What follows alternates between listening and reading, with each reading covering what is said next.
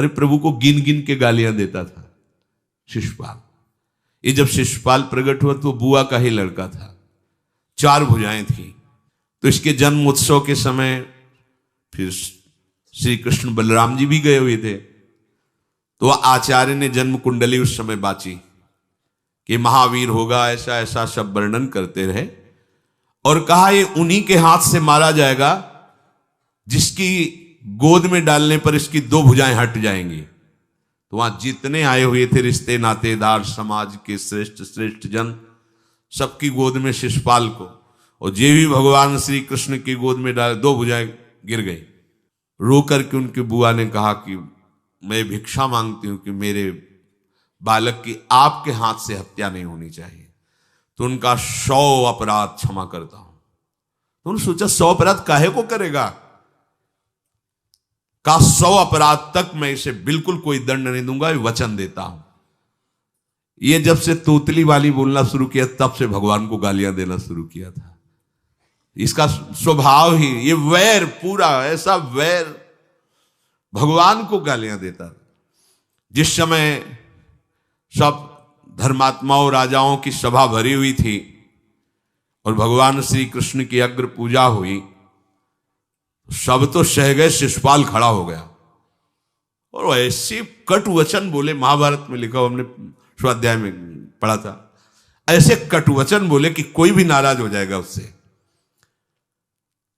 तो पहले भीमसेन खड़े हुए और कहा कि अपने बड़ों का सम्मान करना सीख, चूंकि भाई ही लगता है, जैसे कुंती बुआ ऐसे भगवान की वो बुआ का दूसरा है, ये लड़का है। सम्मान करना सीख, अगर तू ऐसे ही बोलता रहा तो यही मैं तेरा गला काट दूंगा। ऐसे कहा, बैठ जा ब्रिकोदर, बहुत खाने वाला, तू क्या मेरे से लड़ेगा। भगवान ने भी इशारा कर दिया। जब देखा कि ये बोलता ही चला, भीष्म जी खड़े हुए और भीष्म जी ने कहा, मैं श्री कृष्ण के चरण आसक्ति चित्त वाला हूं, अगर अब एक भी शब्द यहां बोला इसने तो मैं किसी की नहीं सुनूंगा, इसको नष्ट कर दूंगा। और दोनों सभाओं के सर पर पैर रखता हूं, जो श्री कृष्ण का विरोध करे उसके लिए मैं पर्याप्त हूं। भगवान ने कहा, चुप रहो, शांत रहो, सबको बैठा ला। वो गिनती शुरू किए थे, 98, 99। का शिशुपाल सावधान, जो तुम्हारी माता को वचन दिया था बस एक शब्द रह गया है, आगे मुझे दोषी कोई ना ठहराए। 100 तक क्षमा करने की बात कही थी। जे ही, वो तो रुकने वाला थोड़ी था, जे ही आगे बोला सुदर्शन जी के द्वारा उसका वो परम उद्धार हुआ जो बड़े बड़े ऋषि मुनियों के लिए बड़ा दुर्लभ पद कहा गया है। गोपीजनों ने सौंदर्य माधुर्य निधि भगवान को अपना कांत माना, प्रीतम माना। एक ही वृत्ति, कितनी गजब की वृत्ति गोपीजनों की है कि सब कार्य करते हुए कृष्णाकार वृत्ति है। बेचने दही जा रहे हैं, बोल रहे कोई कृष्ण ले ले, दामोदर ले ले, माधव ले ले। कैसी वृत्ति है, देखो कैसी उच्च कोटि की अवस्था है। किसी भी भाव से हमारे प्रभु से जुड़ जाए तो इच्छा द्वेष द्वंद्वों से वो मुक्त हो जाए।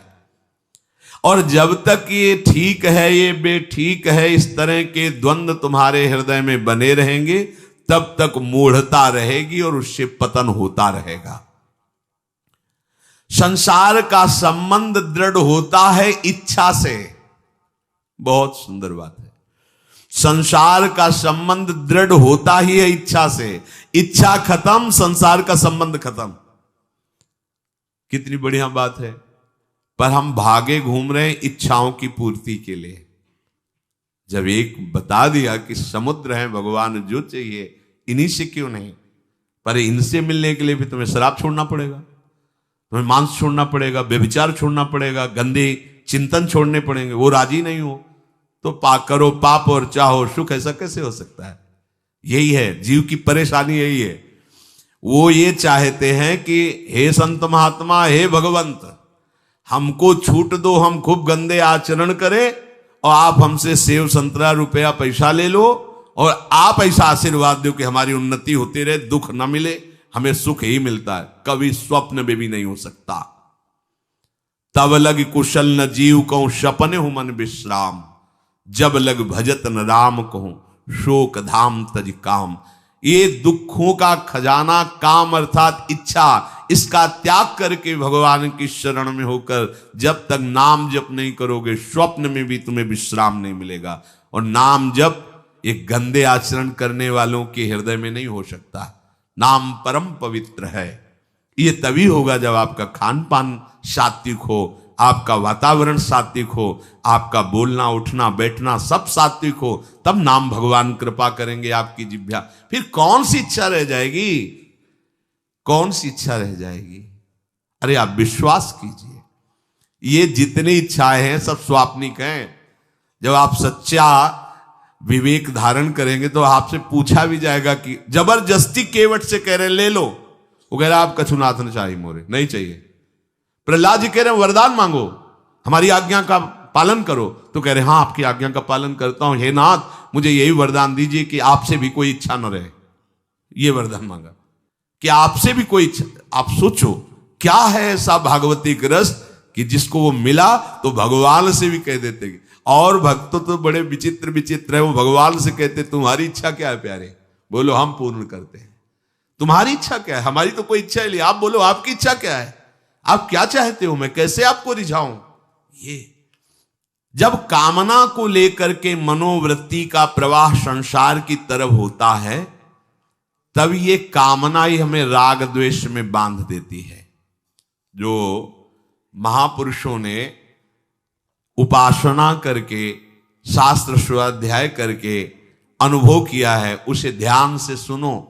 इच्छाओं से बचने का उपाय, इच्छा ही आपके बंधन का कारण है, इच्छा ही जन्म मरण का कारण है। इच्छाओं से बचने का उपाय, कर प्रमाद मत बनो आलसी, करो सुचारु रूप से काम, अपना काम स्वयं करने में लाज बड़प्पन तजो तमाम। पहली बात, शरीरधारी को किसी दूसरे शरीर से अपने शरीर की सेवा तब तक नहीं लेनी चाहिए जब तक बीमार ना हो जाए, असमर्थ ना हो जाए, चाहे गृहस्थ में हो चाहे विरक्त में हो। ध्यान दीजिए, आप चाहे आपकी पत्नी हो, पुत्र हो, परिवार हो, आप उनके सेवक हैं, क्योंकि वो सब प्रभु के जन हैं। इस भावना से रहोगे, कभी नाराज नहीं होगे, कभी गुस्सा नहीं आएगा, कभी झगड़ा नहीं होगा। अगर आप अपने को ये माने कि प्रभु मेरे इस रूप में आए हुए हैं, मुझे अपने कर्तव्य का पालन करना है, तो कहीं झगड़ा नहीं हो सकता।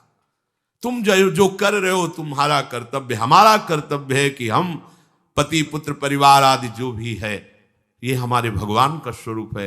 मैं आप समझो वही भगवत साक्षात्कार, पर ऐसा कौन मानता है। अच्छा, साधु वेश में ये जरूर सावधानी रखनी चाहिए, ध्यान देकर सुनिए।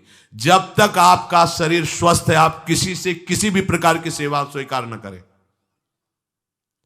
भिक्षान्न के सिवा कोई भी सेवा स्वीकार न करें। अपने शरीर की सेवा तब तक करें जब तक आपका शरीर असमर्थ नहीं हो जाता। असमर्थ हो गए तो फिर हरि ही करें आकर स्वयं, या किसी को भेज दें, उनके बस की बात है। देखो माधवदास बाबा की लंगोटी स्वयं श्री ठाकुर जी महाराज धो रहे हैं। तब तक हमने अपने बड़े संतों को देखा है, बिल्कुल किसी भी तरह की कोई सेवा नहीं स्वीकार करते। अपनी दिनचर्या अपने हाथ से, अपने शरीर की पूरी। आपको क्या हो गया है, आप भी वैसे ही चलो जैसे गुरुजन चले हैं, भिक्षान्न के सिवा। आप अपनी किसी भी तरह की सेवा किसी से मत करवाइए। आप देखो इच्छाओं का दमन होना शुरू हो जाएगा, यहीं से इच्छाओं का दमन शुरू हो जाता है। आप सच्ची मानिए, ये जो आप शरीर सुख की आकांक्षा से दूसरे से सुख लेने की इच्छा करते हैं, यही तुम्हारे बंधन का कारण है, यही तुम्हारी दुर्गति, यही तुम्हारी कमजोरी है। जब तक शरीर स्वस्थ रहे, किसी से किसी भी तरह की सेवा मत लो, और अधिक से अधिक सेवा करने का भाव रखो। सुधार, हमें सेवा करना है, सेवा लेना नहीं है। जब तक सेव्य का साक्षात्कार ना हो जाए या शरीर असमर्थ ना हो जाए, तब तक ये नियम दृढ़ रखना चाहिए। गुरुजनों को भी देखा, श्री जी की सेवा कर दो, रसोई के से बाहर, शरीर सेवा में कभी भी नहीं। कभी धोखे से ऐसे वस्त्र आदि रह गए और महाराज जी अनुपस्थित, धो के जल्दी से फैला दिया तो भी डांट लगी, ऐसा क्यों किया? नहीं रखे थे महाराज जी हमने, ऐसा कर नहीं, जब तक हम कहें नहीं तब तक नहीं। आज भी सरकार अपने ही हाथ से श्री जी को भोग लगा के ही, सब हैं पर वो अपने ही हाथ से 2 रोटी भोग बना के। देखो बुजुर्ग संतों को, बड़े महापुरुषों को हमने देखा है, अपने शरीर, जब तक शरीर में सामर्थ्य है तब तक, ये महापुरुषों का आदेश है, अपना काम स्वयं करने में लाज बड़प्पन तजो तमाम। अपना काम करने के लिए आप किसी को भी आदेश मत करें, किसी की भी सेवा स्वीकार न करें। हाँ हमें भूख लगेगी तो रोटी मांग लेंगे जाकर के, क्या जरूरत है हमें किसी की सेवा स्वीकार करने की? मांगो, खाओ, खूब भजन करो, सत्संग करो, कम खर्चे वाला जीवन रखो, जरूरत क्या है? जो जरूरत है गली चलते दे देंगे भगवान, विश्वास करो, गली चलते दे देंगे। विरक्त गृहस्थ धर्म पूर्वक कमाओ, जितनी आवश्यकता प्रभु दे देंगे। ऐसा कोई त्रिभुवन में नहीं जिसकी आवश्यकता की पूर्ति न होती हो। अनावश्यक तुम्हारी मांगे जो हैं वही तुम्हें दुख दे रही हैं। आवश्यक व्यवस्था सबको भगवान दिए हुए हैं, अनावश्यक मांग के लिए तुम्हें फिर फंसना होगा। ये तुम्हारी अनावश्यक मांगे हैं, ये हो जाए वो हो जाए वो, जो आपको जीवन जीने के लिए जरूरी है, धर्म पालन के लिए जरूरी, वो बिना मांगे भगवान दे रहे हैं सबको। देख लो, हाँ आप कि भाई हमको उस परिकर में रहना है, उस कोर्ट से रहना है, वो सब वीआईपी, तो हमको भी उस कोर्ट का, ये मांगे हैं तुम्हारी। तुम्हारा प्रारब्ध जितना है उतना तुम्हें मिलेगा, जो आवश्यक है वो तुम्हें मिलेगा। अनावश्यक मांगे करोगे फंसोगे, अधर्म में कूदना पड़ेगा तुम्हें। हाथ पैर सब साधन प्रभु ने दिए, दया कर तुम्हें समान, फिर क्यों उनसे काम न लेते, क्यों रखते हो झूठी शान। तुम्हारी सेवा के लिए तुम्हारे पास हाथ है, तुम्हारे चरण हैं, तुम्हें बुद्धि दी है, दूसरे से क्यों सेवा स्वीकार करते हो? प्रभु ने दया करके उद्धार के लिए तुम्हारे पास पूरी सामग्री दे दी, उसका प्रयोग करो। तन मन दोनों का हित करता, निश्चय शारीरिक श्रम युक्त। देखो ये है, जिसने अपना परम मंगल ठाना है वो शरीर को कभी प्रमाद में नहीं रखता, चाहे गृहस्थ हो चाहे विरक्त हो। ये आलस्य प्रमाद किसी के लिए भी ठीक नहीं है। नियत समय तक सो जाओ, इसके बाद खूब मेहनत करो, चाहे गृहस्थ हो चाहे विरक्त। विरक्त हो तो खूब नाम जप, वाणी पाठ, ब्रह्मचर्य से रहना, आसनों में बैठना, हाँ सेवा करना, शारीरिक श्रम नहीं, खूब सेवा करो, धाम की सेवा करो, नालियां साफ करो, गलियां साफ करो, जो सेवाएं में इसे श्रम करो। ब्रह्मचर्य पचाने के लिए श्रम भी तो होना चाहिए। श्री जी की प्राप्ति के लिए मन वचन कर्म से श्री जी के चरणों का आश्रय लेकर के जितना आप अन्न डालते हो उतना आप इसका प्रयोग करो शरीर का। इससे ममता मत रखो। खूब धाम, पुराने संतों को देखो, सोहनी पकड़े कहां कहां तक परिक्रमा में लगा। हमने देखा है एक हरिदासी महात्मा थे, पीछे पानी घाट की तरफ उनकी छोटी सी कुटिया, किलोमीटर तक ऐसे ही सोहनी लगा रहे। वृद्ध वृद्ध महात्मा सेवा करें। अपने लोग जवान महात्मा होकर, शरीर स्वस्थ होकर, बेइज्जती सम, अगर सोहनी पकड़ के खड़े हो जाओगे गली में तो आपको लगेगा अपनी बेइज्जती हो रही है। वाह, कितनी बड़ी इज्जत है हमारी। स्वामिनी के महल की वीथियों में सोहनी लगाने में तुम्हें बेइज्जती लग रही, और आचार्य चरण याचना कर रहे हैं। यत्किंकरीषु बहुशा खलुका कुवाणी, नित्यम परस्य पुरुषस्य शिखंड मौले, तस्या कदापि रसनिधेर वृषभानुजायास, तत्केल कुंज भवनांगण मार्जनीश्याम। लाडली जो ऐसी कृपा करो कि आपके वृंदावन धाम में कहीं सोहनी लगाने वाली, पोछा लगाने वाली मैं बन जाऊं। मांग रहे हैं। एक से कहा भैया चाहे जितना बुरा प्रारब्ध हो, यहां जो भगत आते हैं उनके जूते साफ कर दिया करो, प्रारब्ध खत्म हो जाएगा। भाई आप समझो ये वो दवा है जो बेजोड़ है, इसे कोई काट नहीं सकता। अच्छा अगर ऐसे न समझो तो हम आपको समझा रहे हैं। गुरुद्वारे में चले जाओ, चाहे जितना बड़ा अधिकारी हो, सबसे पहली जोरी सेवा यही होती है, पादुका की सेवा करो। समझे में नहीं आ रहा तुम्हें?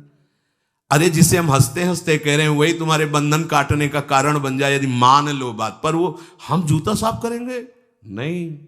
मन से हम कितने गंदे हैं ये हम नहीं देख पा रहे हैं। वो तो बाहर वृंदावन की रज उनमें पादुका में लगी, छोटी मोटी बात नहीं है। पादुका जो रखी है ये बंद नहीं है। आप इनको ऐसे साधारण जूते मत समझ लो, ये रज में चलते। एक दिन एक ब्रजवासिनी माई रोटी रखे, उसके ऊपर पादुका रखे, एक हाथ में लाला लिए और एक हाथ में जल का ऐसे लिए, जारी उनका अभ्यास ऐसा। अब पादुका पहन के चलने में परेशानी होती थी, तो कोई एक संत थे और बाहर से आए हुए थे, तो हंस दिए कैसे बावरी रोटी के ऊपर जूता लगा। ऐसे मतलब कितने साल हो गए ब्रजवास करते हुए? वह कई वर्ष हो गए। अरे ये वो जूती नहीं है जो साधारण जूती है, वृंदावन बरसाने की रज लगी हुई, इसमें ये रज लगी हुई है। तुझे रज नहीं दिखाई दे रही, जूती दिखाई दे। क्या ब्रजवास कर रहा है? डांट के चल दी। ये समझो, हम कहें कि जूती साफ करो तो हम जूती साफ करेंगे, और ये है कौन सी जूती साफ में? क्या रज है। वृंदावन बरसाने सब जगह घूमते रहते हैं ये महाभागवत जन। अगर इनकी ये गृहस्थ विरक्त मत देखो, सब लाडली जी के लाडले हैं जो यहाँ आए हुए हैं। अगर हम उनकी पादुका साफ करेंगे तो हमारा हृदय साफ हो जाएगा। पर कोई मानता कहाँ है? अपनी सेवा स्वयं करो और दूसरे की सेवा मिल जाए तो जैसे लोभी आदमी के सामने धन फेंक दे तो कैसे भागता है, ऐसे आपको होड़ लगनी चाहिए कि ये आदमी इतना न कर पाए जितना हम सेवा करें। परमार्थ में शरीर पोषण नहीं, परमार्थ में शरीर की धज्जियां उड़ानी है, अहंकार की, देहाभिमान की। राखे अपने को सदा भगवत सुमिरन लीन, सुने न जग के दोष गुण, करे न चित्त मलिन। सदैव अपने को ये देखता रहे कि प्रभु का सुमिरन चल रहा है कि नहीं अंदर। ये बहुत बड़े काहे की परेशानी, हम तो यही समझ नहीं पा रहे कि इतनी झंझटें लेकर कैसे घूम रहे लोग। अगर हृदय में राधा राधा चल रहा है, आप व्यापार कर रहे हो, नौकरी कर रहे हो, गृहस्थ हो, विरक्त हो, जो भी, अब आपको चिंता क्या होनी चाहिए? देखो ना, थोड़े दिन ऐसे चल के देखो, हर कार्य बहुत अच्छा होता है जब भगवत सुमिरन पूर्वक आप एकाग्रता पूर्वक कार्य करें। हर कार्य में आपको आनंद आएगा। पर वो तो शरीर पोषी, जैसे आग जलने में फफोला पड़ जाता है ना, उसको बहुत संभाल के रखते हैं, ऐसे देहाभिमानी साधक भी होते हैं। कोई कोई इतना शरीर को सजा के, इतना संभाल के कि लगता है यही भगवत प्राप्ति है इनकी, कि इनके शरीर बिल्कुल ऐसे नहीं। संतों ने देखो ना कैसे अपने शरीर के राग का त्याग किया है, गुरुजनों की आज्ञा में तत्पर होकर धज्जियां उड़ा दी देहाभिमान की, तब उनको परम पद प्राप्त हुआ है। अपने शरीर का राग रखने वाला परमार्थ में कैसे चल सकता है? कब तक फंसे रहोगे विषयासक्ति वासना में हो दीन? अरे कब तक मन में भरे रखोगे दुर्विचार दुर्भाव मलिन? जिन भोगों के लिए हो रहे तुम लालायित सुखमय जान, यही घोर दुख उपजाएंगे, बढ़ जाएगा अज्ञान।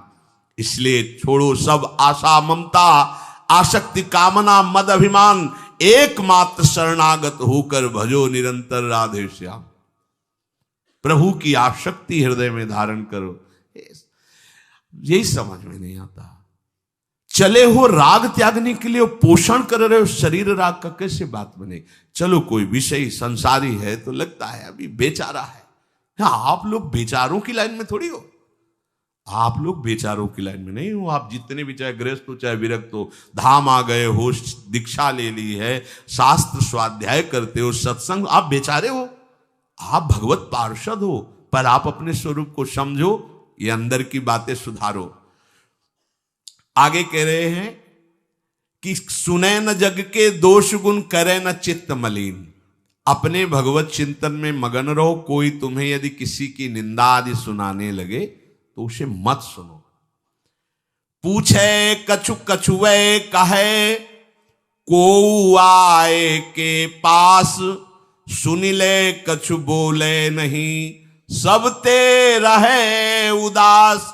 पर निंदा पर दोष के कथन सुनन में लोग, जो आनंद अनुभव करें तो लहे नरक के भोग। तुम्हारे पास आकर कोई तुम्हें दूसरे की निंदा सुना रहा है और अगर तुम्हें हर्ष हो रहा है, कैसी बात, कोई नामदाता सदगुरु की निंदा करे, तुम सुन लिए, कैसे तुम्हारे इस पाप का प्रायश्चित होगा? सुनने और कहने वाले दोनों को एक ही दंड मिलता है बराबर। तुम अपने गुरुदेव की निंदा सुन ली, तुम अपने आराध्य देव की अवहेलना की बात सुन ली। उपासना नहीं है, कहीं देहाभिमान है कि हम तो गुरु से श्रेष्ठ है ना, गुरु जी की निंदा होती हमारी वंदना हो रही। परिणाम में लड्डू मिलेगा, खा लेना, परिणाम पक्का। पर निंदा के कीते आवत नहीं कछु हाथ, मूरख पर्वत पाप को ले चल अपने साथ। वैष्णव निंदा, भक्त निंदा, गुरु निंदा, ये तो बहुत ही भयानक है। भक्तन निंदा अति बुरी भूल करे जिन कोय, किए सुकृत बहु जन्म के क्षण में डारे खोए। कह रहे जो दूसरे की निंदा सुनने में आनंद का अनुभव करता है उसको भोग मिलेगा। काहे का? बोले नरक का भोग मिलेगा। इसलिए जो तुम्हें ऐसी बातें सुनाने के लिए उत्साहित हो उनसे उदासीन रहो, अर्थात उनसे कोई परिचय नहीं, कोई अपनापन नहीं। हाथ जोड़कर कह दे कि आज तो आप कृपा करके आ गए हो, आगे कृपा करके कभी मत आना। नहीं, आज हम आपका स्वागत नहीं कर रहे, आगे स्वागत करेंगे तो आप सह नहीं पाओगे, इसलिए आप कृपा करके आगे मत आना। हम आपके पास गए नहीं, आप आकर हमारे गुरु की, हमारे इष्ट की अवहेलना की बात करोगे तो आज क्षमा करते हैं, चले जाइए, दोबारा मत आना। चाहे वो कोई भी हो, तुम्हारी निष्ठा में इतनी ताकत है वो झुक जाएगा, उसकी सामर्थ्य नहीं कि वो आगे आ जाए। अगर हमारे कोई इष्ट की, आचार्य की या किसी भी नाम जापक की कोई निंदा करता है, हम सुनते हैं और उसे सुख मानते हैं, तो कह रहे हैं उसको नरक का भोग मिलेगा।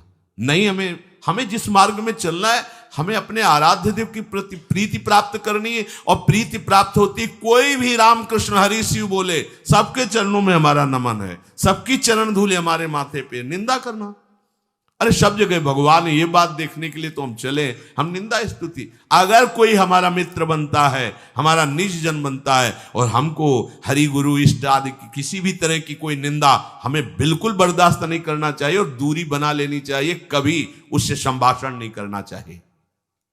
कहे न अपनी बात कछु, सुने न पर की बात, एक निष्ठ प्रभु में रहे, बसो सदा दिन रात। अपने हृदय की भक्ति की बात सहसा किसी से ना कहे और ना किसी की बात सुने, क्योंकि हमें अपनी आचार्य निष्ठा, गुरु निष्ठा से चलना है। आप अपनी निष्ठा से चल रहे हो, हमारे काम की है नहीं, क्योंकि अब हम बदलने वाले हैं नहीं, तो तुम्हारी निष्ठा से हमें कोई परिवर्तन होने वाला नहीं। और हम अपनी निष्ठा के बाद तुमसे इसलिए नहीं कहेंगे कि वो तो इष्ट मिले और मन मिले, मिले भजन रस रीति, तब वो बात कहनी चाहिए, ऐसा किसी से नहीं। तो क्या करे, एक निष्ठ होकर अपने आराध्य देव में दिन रात लगा रहे। ये बहुत जगह जाना, बहुत लोगों से व्यवहार करना, ये सब भजन में बाधक बात है। समिट जाओ, अपनी लाडली लाल को दुलार करो, नाम जप करो, धाम वास करो, बहुत जो है, हाँ दर्शन कर आओ। नहीं, एकांत वास करो, प्रभु खुद आके दर्शन दे देंगे, मान लो विश्वास। अगर आपका भजन ठीक चल रहा है, सही मार्ग चल रहे हो, तो दर्शन वाली बात ही हट जाएगी, क्योंकि फिर वो समा जाते हैं, हृदय में समा जाते हैं, नेत्रों में समा जाते हैं, मन में समा जाते हैं। आनंद की उमगन में कभी गए, आंख लड़ा ली प्रभु से, नहीं तो आंखों में ही बसे रहते। पी मूर्ति नयनन बसे, ते ही रस रहाए समाये। राग रोष दुख दोष में जग सो रहे सचेत, काहू सो न करे कबो वैर भाव अरुहेत। कोई इच्छा न रखो तो तुम्हें कभी क्रोध नहीं आएगा। इच्छा राग ही द्वेष को उत्पन्न करती है। इन दोनों से सचेत रहो, ना किसी से तुम्हारा द्वेष होने पावे न राग। कभी किसी से किसी भी तरह अगर झगड़े का, लड़ाई का अवसर आता है तो हाथ जोड़कर निकल जाओ, झगड़ा मत करो। उससे ये होगा कि आपकी वृत्ति बच जाएगी, नहीं तो वृत्ति द्वेष पूर्वक बार बार उसका चिंतन करेगी जब भजन में बैठोगे, और उसके प्रति अशांति, जलन पैदा हो जाएगी। सब सो न्यारो होई रहे, पर खारो हु नहीं होए, सबकी सब कुछ सहे नीति, वो प्रभु को प्यारो होए।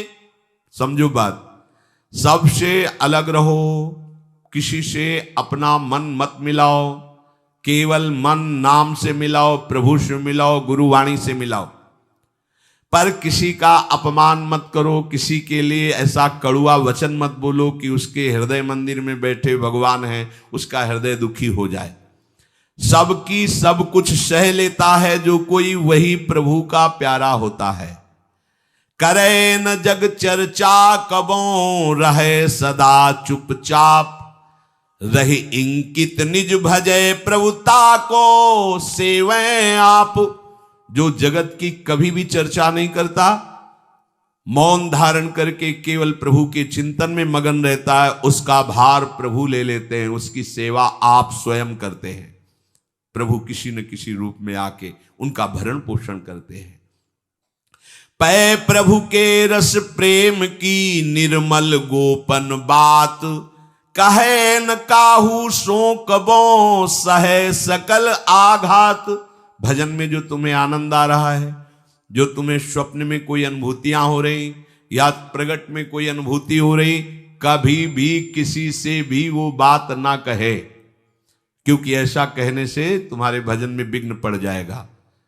सारी की सारी बातें पचा लो। जैसे तुम गुप्त रूप से गलतियां करते हो, कभी नहीं बोलते हो, लेकिन कोई भी भागवती का अनुभूति छोटी सी भी होगी तो सभा में बोलने का मन होगा, क्योंकि उससे हमारी प्रशंसा होगी, अहंकार का पोषण होगा। बिल्कुल नहीं। भजन संबंधी कोई भी आनंद की बात, कोई भी भगवदानंद अनुभूति कभी किसी से न कहे, एकदम छुपा जाए। अगर कोई ऐसा कि हमने तो ऐसे लक्षण आप में देखे, हाँ नहीं ये तो ऐसे ही तुम्हें हंसुआ, हमारे अंदर ऐसा कुछ नहीं। कोई भी भागवतिक वृत्ति कहीं अपने में आरोपित करके प्रदर्शन का कार्य न कर दे। सह न सके पिय की तनिक निंदा, जो कहूं होए सहज त्याग सर्वस्व करी, डारे निज को खोए। यदि अपने आराध्य देव की कोई निंदा कर रहा हो तो वहां सहन न करे। सही न सके पिय की तनिक निंदा, जो कहूं हो। संत शंभु श्री पद अपवादा, कही सुनी तास मर्यादा, काटी जीव तासु जो बसाई, श्रवण मोनि न चले पर आई।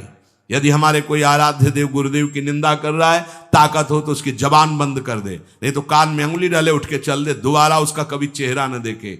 भरत जी ने माता कैकेयी से कहा कि आपने हमें निमित्त बनाकर 14 वर्ष का वनवास भगवान श्री राम को दिया, इसलिए आज के बाद में कभी तुम्हें मां नहीं कहूंगा, पापिनी कभी तेरा मुख नहीं देखूंगा। भरत जैसे भगवान के अवतार परम पवित्र माता कैकेयी के लिए ऐसे कटु वचन बोले, आज के बाद कभी मां नहीं कहूंगा, है पापिनी तेरा कभी मुख नहीं देखूंगा। ये जो हमारे इष्ट की निंदा कर दे, हमारे गुरुदेव की निंदा कर दे, हम उसे आदर देंगे, हम उसको बात सुनने के लिए बैठा लेंगे। हाँ और बाओ, हमें और गंदा करो। सहज त्याग सर्वस्व करी, डारे निज को खोए। अपने अपनत्व को अपने आराध्य देव में सहज समर्पित कर दे। या जग में जाके हृदय ऐसो प्रेम समाए, हरिता को अति चाव सो रखें सदा अपनाए। इस जग में जिसके हृदय में ऐसी निष्ठा होती है, तो हरि उसे अपना मान करके फिर स्वयं उसका भार लेकर इस संसार में रखते हैं, अर्थात उससे वही कराते हैं जिससे जग मंगल होता है। निर्मल या प्रभु प्रेम की महिमा कही न जाए, अति प्रेमी जो श्याम को हरि ही नित्य बसाए। दुख में संतत सुख लहे, सो आवे यही बाट, नाहित क्यों रचना करे, कपट नरक को ठाठ। जो निर्मल भगवत प्रेम है उसको कहा नहीं जा सकता, वो अनिर्वचनीय है। ऐसे निर्मल प्रेमी महात्मा के हृदय में श्याम सुंदर निरंतर वास करते हैं। इस निर्मल प्रेम को जिसे प्राप्त करना हो तो कमर कस ले, दुख का मार्ग है, इसमें दुख में चल करके महासुख में पहुंचा जाता है। कह रहे दुख में संतत सुख लहे, सो आवे यही बाट। भारी से भारी विपत्ति, अपमान, तिरस्कार में भी जो सुख का अनुभव करते हुए भगवत भजन करते रहते हैं, वो जाते हैं उस महासुख परमानंद में। नहीं तो कह रहे हैं नाहित क्यों रचना करे, कपट नरक को ठाठ। फिर ये बातें बनाने से नरक ही मिलेगा, भगवत प्राप्ति नहीं होगी। इसलिए इच्छा और द्वेष का त्याग करके अपने आराध्य देव के निरंतर चिंतन में मगन रहो। भजन का फल है अपना अस्तित्व मिटा देना, कोई भी इच्छा न रह जाना। तो श्री भगवान स्वयं उसके हृदय में बैठ करके सब योगक्षेम का वाहन करते हैं। जैसे अहंकार से हम सोचते हैं ये हम नहीं करेंगे तो कैसे हो जाएगा, तो पूरी सृष्टि तुम्हारे करने से हो गई है क्या? जिन्होंने एक संकल्प में अनंत ब्रह्मांडों का सृजन, पालन और लय करते हैं, करते रहेंगे, उन प्रभु को पहचानने के लिए मनुष्य जन्म हुआ है। यही परम कर्तव्य है, हम भजन करके उनमें लीन हो जाएं, उनको जान जाएं, तो महान दुख से हमारा छुटकारा हो जाए।